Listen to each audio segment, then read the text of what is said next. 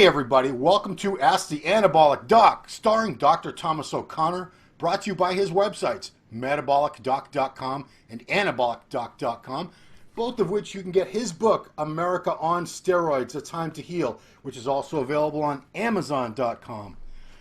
Doc, we got a great topic this week. It's dividing the country. Abortion. I'm just kidding. LOL. I just want to see the look on your face when I did that. No. Growth hormone. Boy, growth hormone is the most beloved, precious, dude, it's like liquid diamonds to some people, or, you know. So you did a video on growth hormone 2 weeks ago on your channel, Anabolic Doc, which is, of course, the video is doing very well because everybody wants the science behind growth hormone. And we're also going to take the chance here, which that's one good thing about me doing these, copying of your videos and being lazy like that, is it does give me a chance to take some of the questions that you get in the comments under your videos and get to them, because you're a very busy guy. You're seeing patients all day long. You don't have time to be sitting there on YouTube. And, you know, I don't know if people understand that, but you're a practicing doctor. You're not like a theoretical doctor. Anyway. We're having a great time, though, Ron. We're having a good time. Just busy, moving forward, taking in sometimes 2 or 3 new guys every day now. Just off the hook, man. Awesome. Just ripping through. I mean, how do you keep adding people? Are like people like slowly dying off? I mean, it seems yeah, like So the truth is, you know, I've moved away from primary care. I don't, you know, I've supplanted. I'm basically cutting and getting, you know, transitioning away from primary care. Yeah. So, you know, these guys, I spend a lot of time with them, but it's not like primary care. Right. You know, I'm a specialist now. Okay. So growth hormone, it's fascinating because as everyone watching this should know, it is not an anabolic steroid, but it's probably more widely used around the world than any steroid is, because it's not just used by men. It's not just used by people trying to have muscles. It's huge in the anti-aging community. And there are old men all over the world and women that want to look younger, feel younger. It's called the fountain of youth for good reasons. It has a lot of positive effects that we'll get to later. As you explained in the video, and I encourage everyone to go to the video on Anabolic Doc YouTube channel, it's naturally secreted by our bodies in small amounts by the pituitary gland. Obviously, as you age, it's not gonna be as much secretion. It's called growth hormone because it's for our growing years mainly, which is why these people. I just watched a special on TV. I'm not done with it. A guy in Turkey who's 8'1" and still growing. So that's what? Yeah, he's 8'1". He's the world's tallest man, and he's still growing. So he's got giantism, obviously. Yeah. His pituitary gland is in severe overdrive. So natural GH secretion in your body has a half-life of only 10 to 20 minutes. Synthetic GH, which is what all these other people around the world are using, 4 to 5 hour half-life. Sounds good to me. So this goes back to 1958, and they were taking it from the pituitary glands of cadavers, dead people, which is Incredible. very, very creepy. And you said it was banned due to instances of, in 1985, the FDA banned it because of mad cow disease in human. That spongy, it eats your brain alive, doesn't it? Yep, it's a prion. It's called a prion disease. And wasn't there another Jacob's Crutchfeld disease that people were getting? Creutzfeldt-Jakob disease, it's called. Yep. Yeah. So yeah, it was a bad scene when people were using it, but it was synthesized in 1985 by Gentech called Somatrin. It was an imperfect GH. It wasn't quite there yet. 2 years later, Somatropin comes out, which is still used very widely today. Probably the most widely used brand name of any growth hormone. But it is, as you said, often counterfeited because people are greedy. And you could put any powder into a little bottle and sell it as GH. And a lot of people have done that. You say HCG is often sold as GH. I think people just find any cheap powder that's got inert, it's totally inert, and pass it off as GH because the profit margin is so sky high. Wow. And as you point out in the video, this isn't something like Tren or test propionate or Anadrol where you take it and within a couple of days, you know you're on something. You could be on GH for months before you really notice appreciable effects. So incredible. By that time, the scammers are taking his money and run. Sad situation. And because it is faked and substituted. HCG is so often substituted. I didn't even know this. A very common practice for guys is to take a pregnancy test, piss on the little stick. Funny. Isn't that fun? And if you're pregnant, well, first of all, that's a medical miracle. But second of all, you're on some fake ass GH. You're on HCG. So when the men in your practice are on HCG, if they took a pregnancy test, they would come up pregnant? Yeah. Yes. That's awesome. Oh, Yep. man. I mean, that would be a hilarious prank to play on somebody. It would be. Honey, come here, look at this. Bring the wife in the bathroom. So the legitimate uses of GH, and there are a few, short stature children.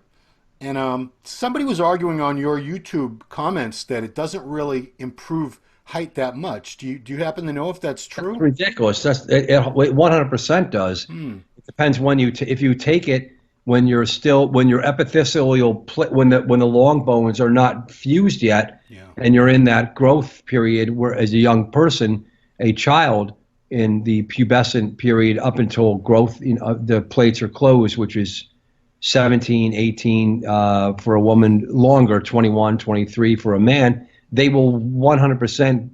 That's why it's used. Yeah, I mean, I have patients. Oh, you have patients that have grown from it? Yeah, I have patients that have been put on growth hormone as children. Wow. And just, any rough numbers on how tall they ended up being? Yeah, 5'9", 5'10", regular, and they were predicted to be less than that, 5'6", 5'7". Why didn't I get on that shit when I was like 15? I swear, I don't. It's very. I have a couple patients. I've seen it for years. When I take the medical history, I got something for you, doc. I got an interesting one for you. I was on growth hormone. Wow. But I had it legitimate because when he was about to the age of 12 or 13, he was, way under the average height charts. And his parents brought him to a pediatric endocrinologist somewhere up here in the Northeast. And for years, he took growth hormone. Wow. But it worked out. He got normal stature or better. He actually has incredible musculature. And if he's listening right now, we're not saying any names, but he built some muscle bellies too, I tell you. It's unbelievable. Wow. Yeah, very interesting guy. Okay, glad it all worked out for him. AIDS cachexia, which is wasting syndrome. Is that right? Yep. That definitely works for that. But I'm curious, why would they be prescribing GH? Wouldn't steroids be a logical? Both. Well, they do both. Yeah. Because I have known a lot of times when you buy GH from people and it's legit, they're getting it from AIDS patients. I always feel bad for the poor AIDS patient. Where's he? Don't they need that? I mean, he's some poor guy's wasted in the streets, and you just took his GH from him. Well, it's like in the old days, a lot of women on welfare that had drug problems would sell their food stamps for drug money. Then they had nothing to eat. So here we go. It's also used for a condition called panhypopituitarism, which is when your pituitary gland ceases to function, usually due to a traumatic brain injury. Yeah. Short bowel syndrome. Yeah, I mean, this is stuff that I didn't know until I did my research. And chronic kidney disease, also kind of surprising. What you don't see it used for these things. You don't see it. The panhypopit, I've seen it, and it was a woman. Only one case in the last 15 years when I was a primary care doctor. Yeah. And my partner I think he had another person, so that's negligible, right? Very small, because someone's got to think about it and go through the diagnostic testing. But the scammers and the real stuff in the world it's called adult onset growth hormone deficiency syndrome. Oh, I think I have that. Yeah, everyone seems to have that. And they do like an arginine, they do like a stimulatory test. And, there are places in the country, I won't say where, that they've actually legitimately done the test, and I think it's bullshit. And they've actually gotten the insurance company to pay for it, but this is not happening anymore. Insurance companies won't pay for heart medicine for people right now. Yeah, I mean, insurance companies are cheap as hell. I can't even imagine they're going to spring for growth hormone. They're not going to do it, people. And if you think, I want to see some comments, and I'm not going to call anyone out on that, but they don't.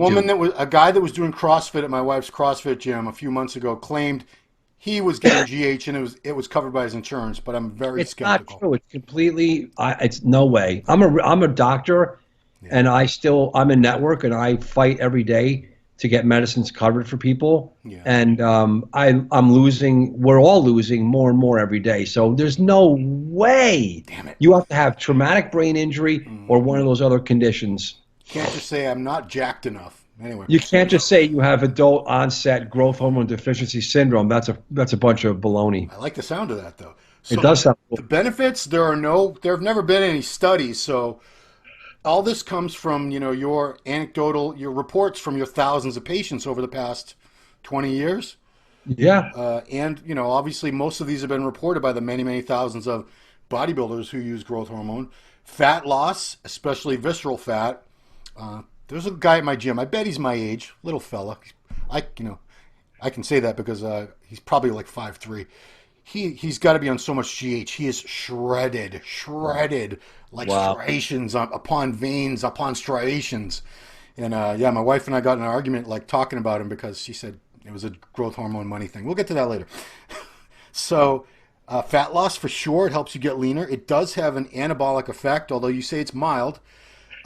Reports do say that at high doses the effect is much greater, but we'll get into how much money it would cost you to take these kind of doses. A lot. Because it promotes both hyperplasia and hypertrophy, so muscle growth and new formation of new new muscle cells. Yes. But steroids do that too to an extent, don't they? Ron, there is studies that growth hormone, for all the guys out there that are going to criticize this. There are studies that growth hormone does have these beneficial effects, people. Yeah. It just is, the bottom line is it worth it? Forget the money, you'll talk about that. Is it worth it for years and years and years? Because there's definitely side effects. Yeah. I try to. I'm going to finish up the good things about GH, and then we're going to get into. There are studies, though, Ron. There are studies, though, that it does have positive effects. Surgical repair. So someone who needs to heal quick. I'm very interested in this collagen synthesis. So if I have no cartilage left in here, it's gone. It's been gone for years.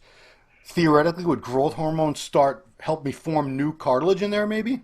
Potentially, yeah. Well, shit, hook me up. Okay, soft tissue repair. Yeah, it's used by a lot of people for recovery purposes. Like I've spoken to a lot of people bodybuilders who don't use it all the time, but if they ever had a surgery, like a shoulder or something, or a knee surgery, they definitely use it for a few months after that because it does promote the healing process. Okay, let's get into the risks. Gigantism and acromegaly are the conditions.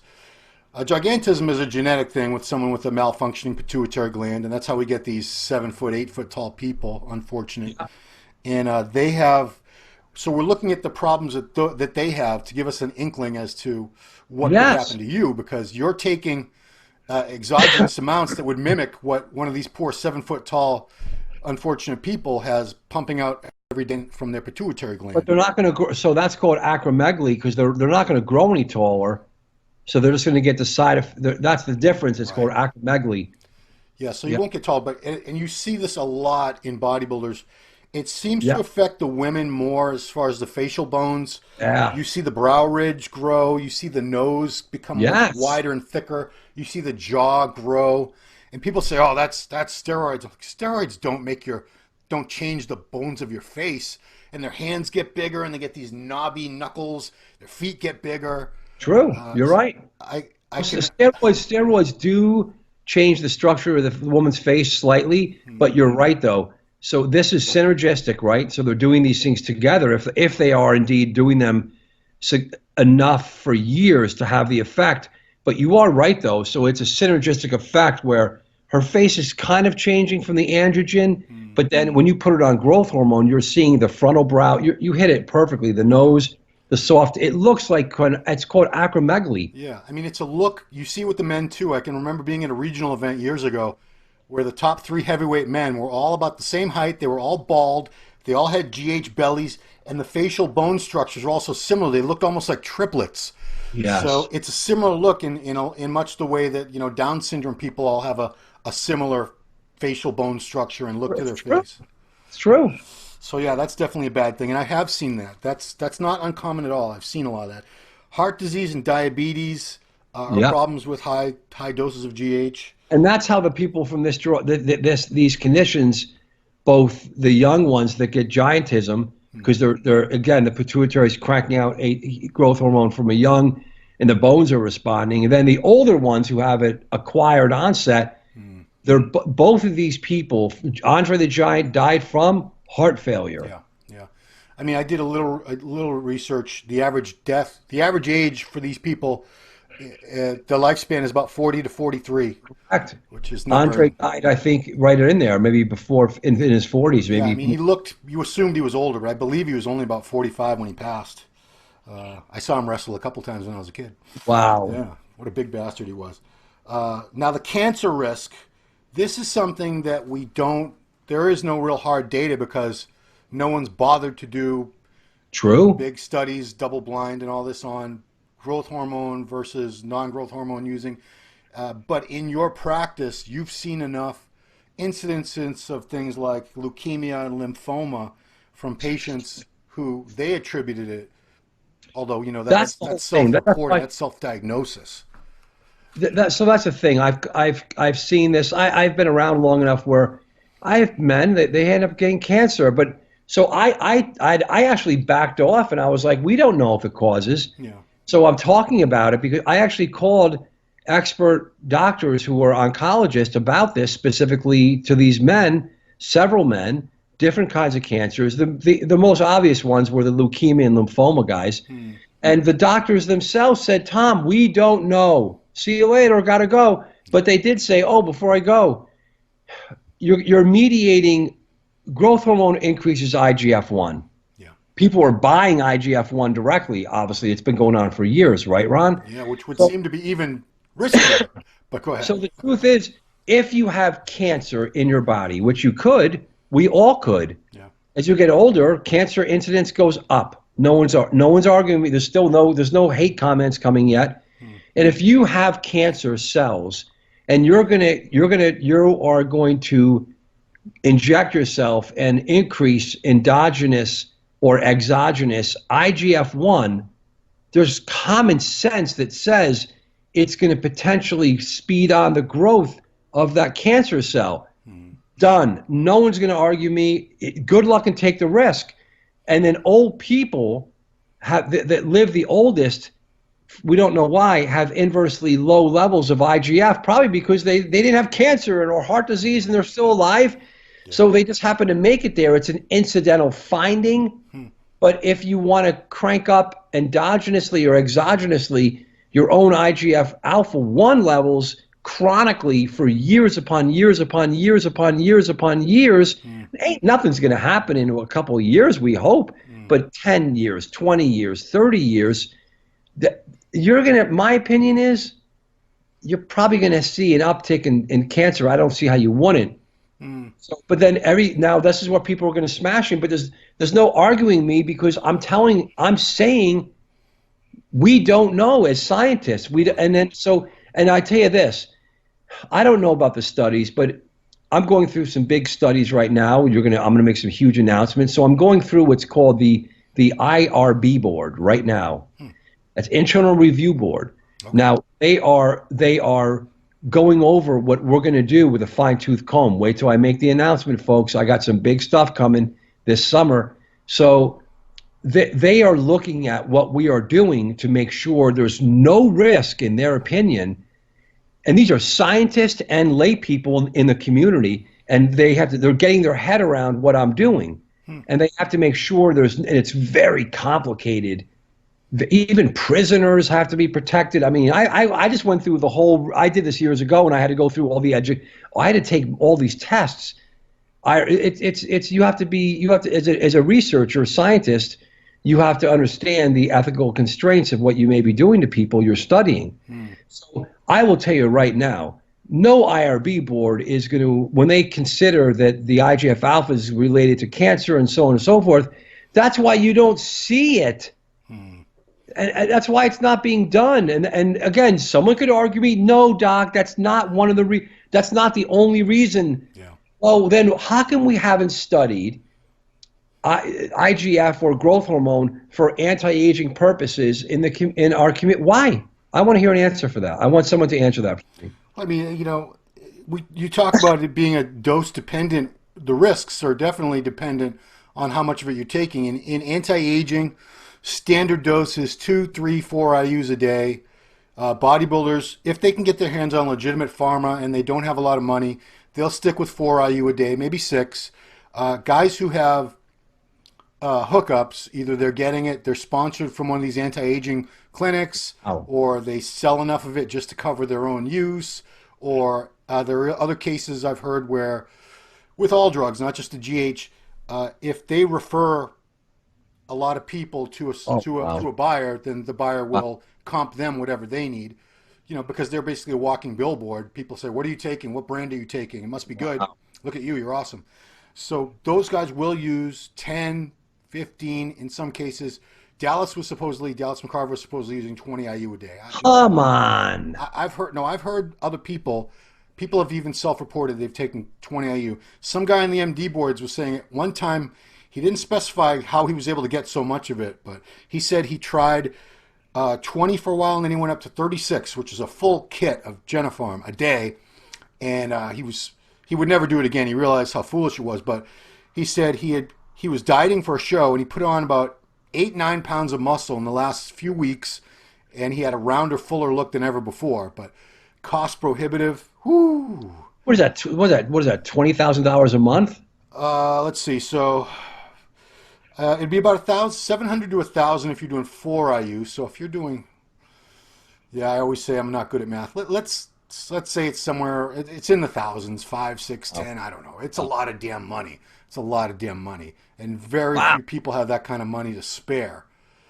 I always say steroids aren't that expensive, but growth hormone, whew, boy, you better have some money or have some other way to get it. And like you said, it doesn't happen over a week or two. It's going to take weeks and weeks. Right, and with the counterfeit, it's mostly underground stuff. The Chinese stuff, you won't know if it's worthless until you've already dropped a lot of money, and I just would feel like a moron, an idiot, if I spent a couple $1,000 before I realized I was injecting nothing.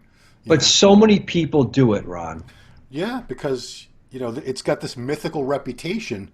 People almost look at it like magic. Like you rub the bottle and a genie comes out, and you ask the genie for 3 wishes for your physique, and it grants them to you. It's got this. People get misquoted. I remember Dave Palumbo had a quote years ago that it's stuck in people's minds. GH changes your genetics. And I think that was taken out of context. He didn't really, obviously nothing changes your genetics, but a lot of people heard that, and I'm sure it contributed to a lot of people looking into using GH and getting a hold of some. Wow. And even I fall into that trap where I think it's this holy grail. It would make this big difference. But I have talked to prep coaches who say, if you've been on steroids for over 20 years, you're maxed out. There's not a damn thing steroids are going to do for you. You'll be very lucky to just maintain what you have. If you want any more additional further muscle mass, you're going to have to kick in like GH and insulin. That's it. It's the only way it's going to happen. But yeah, so side effects, you did mention a few of them. It can have effect on, can it actually turn people diabetic? Because you said it decreases. So this is the real cool stuff here. So I rarely, again, I'm just here to report. I've never seen a guy turn type 2 diabetic. It's going to be type 2 diabetic, right? Because it's blocking your exogenous, your endogenous insulin production, your own production, endogenous. Yeah. So it's called a diabetogenic agent that it's going to lead and cause diabetes in some way. Either it's going to take out your production or block what you have, and that's called prediabetes and impaired fasting glucose. And it's kind of like how people become diabetic in America, type 2. Their insulin actually goes up. It just doesn't work anymore, and then it just doesn't work, and it wears out, and they got bellies that are bigger, and it's a kind of this whole conundrum, right? And I talk about it every day with regular guys because I do the cardiometabolic, and guys come in, I end up putting them on testosterone, and we talk about TRT-related issues and men's health stuff and cardiac disease and prostate and sex. That's all I do in the end.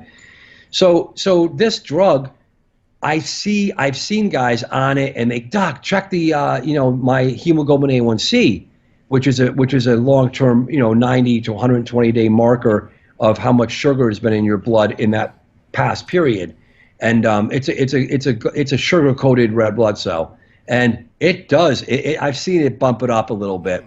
Okay. It does. It definitely, and I have a guy not long ago that cut down a lot, and he did it for recreational purposes, and I did his blood, and the only thing I saw wrong with his blood was his glucose was like in the 116, 150. He was like, I was like, what are you doing? He goes, Doc, I'm taking like 4 IUs a day of insulin. And I go, well, there it is. So we're stopping it. He just wants to stop. I said, sir, you can do whatever I'm not giving it to him. Yeah. He's like, I'm just, Doc, I don't think it works that much. I'm keto. He's ketogenic.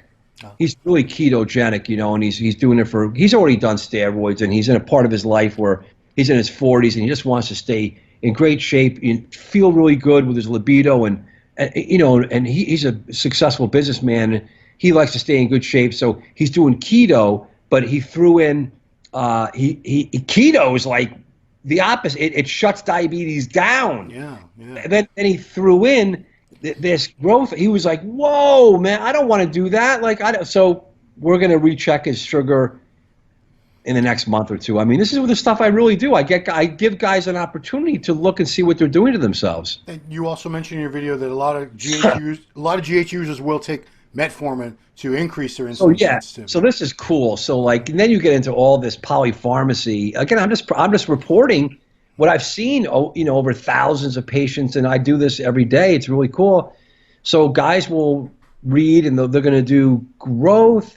They're going to do insulin. They're going to use all the drugs, and then so growth hormone and metformin is in the the upper scale. The rich guys. That's the anti-aging hush secret, because metformin is a secret anti-aging drug. It is. Oh wow, I didn't know that. Oh yeah, yep. So they're like, hey, let's if we're using metformin, we could go back on some growth, right, Doc? I mean, the truth is, wow, this is crazy chemistry, but in theory, it's going to block the diabetogenic agent. Metformin in a main part, will make your insulin work better.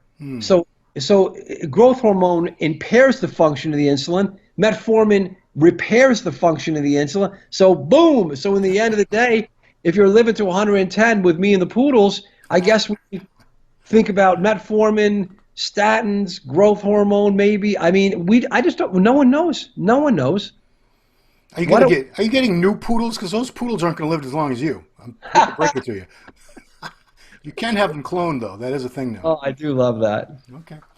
So if we can do a lightning round, these are a lot of questions. So just touch on them as briefly as Number one. Talk about the difference in daily dosages. People using 2 IUs a day versus 20 IUs a day. Both of them doing it long term. How much of a factor would that play in risk versus reward? Like you said, Ron, in everything of medicine, and almost everything, dose dependent. Mm-hmm. If you do a little bit, you're going to get a little bit of a complication. But then again, you're not going to get the effect you want. So there's a dose-dependent variability. The more you do, there's definitely with the diabetic-genic properties and carpal tunnel, the more you do, the more you're going to, but then again, you'll get bigger, you'll get more ripped, or maybe more of that GH belly. Yeah. So that's a great question you got there. Thank you for who put that on. And the answer is correct. You'll see more complications dose dependently. And it always goes back to, so then I'm okay, Doc, with two IUs. Again, the answer always is, I have no one. There's no studies. I don't know. There are people. Look, come on, Ron. There are people out there for decades that have been on this stuff. I mean, they're writing on they're actually check my comments. The guys are saying they're on 20 years. Right. I don't know, the grace of God, like the guy's still walking around. No, but again, how much money is that going to cost? And is he diabetic or not diabetic? We don't know, folks. I mean, my camp, yeah. I can afford some growth hormone. I'm not there yet. I just don't see, I'm just not injecting that stuff in my body long term. I've tried a little this, a little that, everything, but I don't think it really works actually. You get you get knocked on those comments a lot because they say, the doc hasn't even tried all these drugs. Like you can't have a medical opinion because you haven't personally tried every single drug you're talking about. Well, some of the drugs I actually have tried a little bit of, but that's between me and you guys, right? But I'm scared to, guys. I want to live now. I'm 50, in my 50s. I don't want to have a heart attack or heart failure or prostate cancer or any cancer. So people get cancer and they have heart failure. I don't want that to happen to me. So I want to live as lean and ripped, and I take medicines to prevent things. Yeah. Right, Ron? So do you. I take one. So I don't know if you have the answer to this one. Someone wants to know your opinion on growth hormone secretagogue. Love that. Secretotropin that works within your body's natural production. And MK, what is it? MK666. I mean, the MK666. There's a few different peptides. 266. Yeah. I do like two. I do up to like 3 consults a day, and half of them, if not all of them, are FaceTime and all over the world. And I just had a guy, pretty famous actor, and he's on MK666, and he's on secretagogues, and he's on other. And he's like, Doc, man, it works. It seems like it works. But he's on SARMs too because he wants to stay dry. He wants to stay, Doc, we got to stay dry. That's the new thing, Ron. Got to stay dry. So he's not, because he's an actor. He's very looking and he's lean. And they're young actors, Ron. They're doing it. So he's on SARMs and secretagogues. So he can't get wet and puffy and estrogenic. So they don't even do it. So the world of SARMs and peptides, man, I'm up with you guys. I'm there. It's just crazy. But you know what though? His testosterone was 25. It was 20. His testosterone was 25. Oh, no. He's like he can't even go to the set. He can't even go to the set with the famous people because he can't get his ass out of bed. And he goes, Doc, those sex scenes, they're going to be all false anyway. And I was like, wow, that's pretty cool. I mean, I'm humbled the guy called me up. So here's the deal. Secretagogues, they're agents that do work. They tickle, I call it this way. They tickle the anterior pituitary. They tickle the brain. I just tried to do that. Yeah. I saw you were trying to tickle from the back. So it's right up. It's up under here. Yeah. And they Ron, it does work. I've seen it. I've seen the IGF and the growth hormone levels elevated. So that stuff does work. And doctors in this country, because it's a loophole or something, they are giving, growth hormone's really interesting. It's technically like illegal on the federal level. We can go into this. So is marijuana, but it's legal in a bunch of states now. Yeah. So to do that, the way they prescribe growth hormone, they're just getting in a loophole, and I don't think anyone really cares. So again, and ethically, I care about, like, is it going to hurt you, and is it positive? That's what I'm all about. Is it going to hurt you? The law is one thing. I don't break laws. I don't do that. But like, people take marijuana, and like you said, it is technically against the law federally. So, but people come in, we're getting around all this stuff, abortion, another issue. So it's like crazy. It's America. It's an amazing place. Yeah. Secretagogues do work. They do work, but then I've seen they lose their effect. Ah, damn it. They lose their effect. So that stuff you're injecting from your doc or from your anti-aging place, because a lot of them are switching to that now. Yes. It's just, so it doesn't work, is my opinion, my take home. I know people want my opinion. Yeah. It's just lighter. It loses the effect after a while. It seems like it does lose the effect because people build tolerance to it. Yeah. And but growth hormone, supposedly you can build tolerance to that too, Ron. Really? Yeah. So how does that makes no sense if you have these people on the anti-aging level. When people do, I've been doing, Ron, this is my 15th year, 10 years, 15 years, from the beginning. It's been a long time. And years and years ago, guys were taking growth hormone, and they always had me checking, because I don't prescribe growth hormone. They were, Doc, checking IGF alpha. I check it all day long. Whatever you want me to check, let's check it. And so many times, even today, the IGF up, and all of a sudden, Doc, check it again. It's 2 months later, 6 months later, down. Now, what is it? I've called the gurus up. I've called you can lose tolerance to it, Ron. Or build tolerance to it. Excuse me, I'm so tired. You can develop tolerance to it. Or the other argument is you're getting butkus stuff, that it's fake. You're not, so that, Ron, we don't pick one of the two. Damn it. I believe you actually addressed this in your video, but the guy left this comment: any direct or indirect connection for HGH and thyroid nodules or thyroid cancer? So that's amazing. Because you think about it. So the pituitary is putting out, anterior pituitary is putting out LH, FSH, gonad stuff, gonadotropins, growth hormone, and TSH. So the only relationship that I could see is that the stimulator, TSH, and growth hormone, they just both come out of the same place naturally of a person, the anterior pituitary. There's no other relation downstream. So, but again, if you have a cancer cell in your body and you're feeding it a growth factor, what can happen? I've had hundreds of people with follicular, papillary, and medullary carcinoma of the thyroid. Thyroid cancer it's kind of common, right? I mean, it's out there. I've had 2 older brothers that already had it. Okay, there you go. Yeah. What type? Follicular or papillary? They both had their thyroids out. I know that. Correct. So yes. So I have tons of patients that have had it, and mainly women for some reason. And so again, if you're using a growth agent and you're getting to and you have a cancer, Ron, is it going to grow it? Who knows? I worry that it would. I mean, yeah, you're gambling. You just you're hoping you hope you win. Here's someone looking for your blessing on some GH use. Hey, Doc, question is, HGH and IGF-1 LR3, are they safe to use for a short period of 4 weeks versus years of use? Do people get the same side effects like shortening lifespan? Who's using these things for 4 weeks, first of all? No one uses it. And that last one, the last derivative? Yeah, IGF-1 LR3. So what that is, because I did a paper on this, I don't know, years ago, I forgot.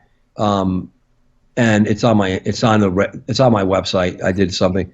I did a whole. I forget the stuff. I don't think about it that much. I'm a steroid guy. I'm the Anabolic Doc. Sure. So this stuff's in there. So that's just the most that's the highest quality form of IGF-1, right, Ron? Is that you agree with? I've heard that is far more expensive than growth hormone. So correct, yeah. And that's with Rich, and I knew Rich. I talked to Rich, and Rich was wild, Rich Piana, and he was like, Doc, this is the best. This is the form we could make, and we could do it. We could make it. Rich was wild, and that's the most accurate, most potent form of this derivative. So I think I researched it, and he's right. But the question is, how do you make? It's very expensive and it's very difficult. It's very fragile to make. Yeah, I've heard people tell me once it's mixed, it's only once the bottle's like the seal's broken, it has to be used right like within a couple of days, or it's got all these issues.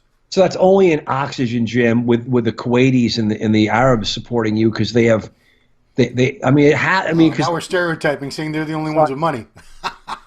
They got a lot of money. Well, I'm sure there's parts of Connecticut that could afford it. Some guys could afford it. True. Some wealthy areas of Connecticut. Answer to this question: can HGH administered in? Oh, this is the same thing. They're wanting to know if it's 2 to 3 units a day. They want to know if it's safe. You don't really know, right? There's no studies. We don't know. That's the anti-aging dose, folks. Okay. Let's see. All these effects and side effects, are they potentially also in regard to when people seek to elevate GH naturally? I mean, FX often is almost on a daily basis. Oh, he fasts about 20 or so hours, out of which is 17 prior to training.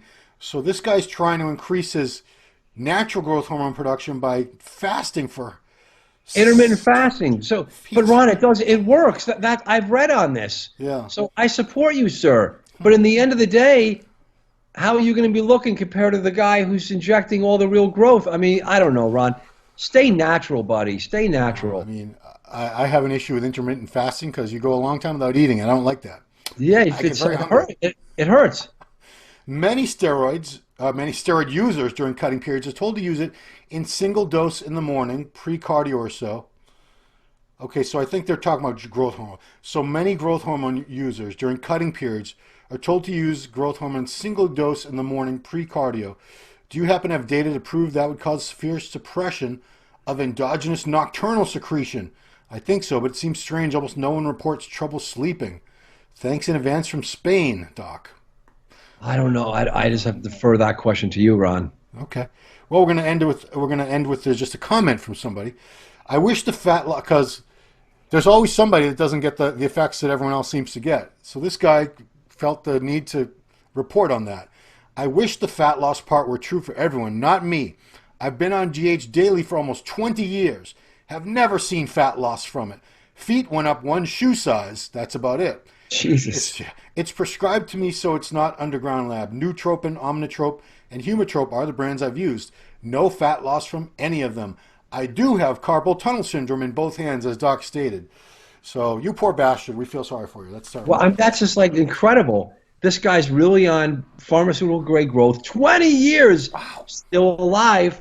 I hope his heart's not enlarged, and he's obviously still alive. I assume no cancer, and he's not benefiting from the dose to get the anabolic, to burn the.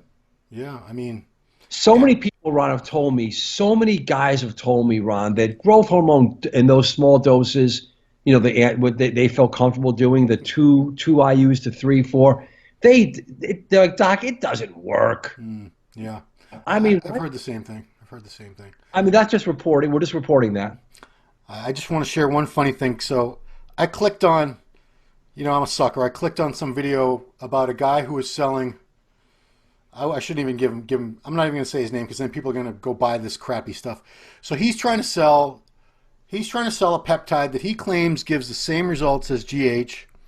So he says, I take 2 units of real GH a day, or some 3 real units, and then 3 units of this stuff a day, and it feels the same as when I was taking 6 units of all farmer growth. And then there's a link to buy this stuff that he sells on his website. So I left in the comments section, I said, if that's true, if you're so confident in this stuff, why are you still paying to take farmer growth hormone? Why wouldn't you just take this product all the time? He deleted my comment within like 2 hours. So, ouch. Scammers are everywhere, guy. Scammers are everywhere. Snake oil, but growth hormone is going to be with us for years, Ron. It's not going anywhere. It's not going anywhere. No, and because what's going to happen is it's going to be, as it is now, just cheaper to make. Right, because it's going to be produced at a higher. I don't know. I assume, right? Well, I mean, the problem is you can get it much cheaper if you're willing to take the chance of getting what might not be growth hormone. This Chinese, they call it. It's all from China anyway. The raw powder, I think, all comes from China regardless. But the Chinese GH, Gintropin. Gintropin. Well, everyone just refers it to as generic or Chinese. It's at least half the price or less of pharmaceutical stuff, but. No one is confident enough in it to just use. So if they're using Chinese, they'll use 10 units a day, just to make sure they're hopefully getting 4 or 5 units of GH. Is that the blue caps, the yellow caps, or green caps? You lost me there. See, this is where they're all going to make fun of me because I don't know that. I'm not a GH aficionado. Because someone left in the comments on your GH video that the doc never tried the. I forget what color caps. If he had, he'd have a deeper appreciation for how great they are. So You know what, Ron? It's certainly out there. It certainly has some effects if you really get the real pharmaceutical. Yeah. It's just like what dose do you have to take, and then for how long, and are you willing to take the risks? Yeah, I mean, as far as the risks, cancer is obviously a horrible thing. I've lost a lot of relatives to cancer, uncles, my father, uncles, aunts. So cancer is horrible, and it runs. I think 1 in 3 Americans are going to get cancer in their lifetime. Yeah, absolutely. So you're already we're all at a tremendous risk, a 1 in 3 chance of getting cancer. So for you to take something that can enhance that risk, that's it. That's what we're trying to bring this attention for people. And again, but it's like, the young people are going to be like, I'll cross that bridge when I get there. I'm going to live forever. It's not going to apply to me because I'm young and I'm fine now. But you know what, man? Yeah. Interesting, Ron. Yeah. I mean, even if you told them it's going to give you cancer when you're 50 or 60, you tell that to a 25-year-old, like, yeah, whatever, 50, 60. Amazing. And that's the whole thing we see with steroids, Ron. Yeah, well, yeah, you pay the piper later. It's even training. Guy, when I was in my 20s, I remember all the guys my age in the gym that were all busted up. They were warning me, you better stop doing this or that. You're going to end up with a bad back and the shoulders. I'm like, shut up, old man. Shut up, old man. Leave me alone. Now look at us. Now I'm the old man telling all the young guys, look, you little whippersnapper. Anyway, Doctor, thank you, and you've let me know our next video because you just did another awesome video on insulin. That's gonna be a huge one for you, I'm sure, because GH and insulin, these are just like magic topics in bodybuilding. Everyone That's blowing up right now because we look at all the metrics, and that's just skyrocketing. But this video, the GH video, is just off the chart growth right now. I mean, everybody loves No GH. pun intended. No pun intended. Charts. Thank you, Rod. All right. Thank you, everybody. Go to the websites, metabolicdoc.com, anabolicdoc.com. If you're wondering how to become a patient of Dr. O'Connor, there's contacts on both websites, and you can get a consultation or hopefully become a patient if you need his services. He is also the author, again, of America on Steroids, A Time to Heal, available on metabolicdoc.com and on amazon.com. We'll be back next time talking all about insulin. Woo! Doctor, thank you so much. Thanks, everybody, for watching, and we'll see you next time on Ask the Anabolic Doc.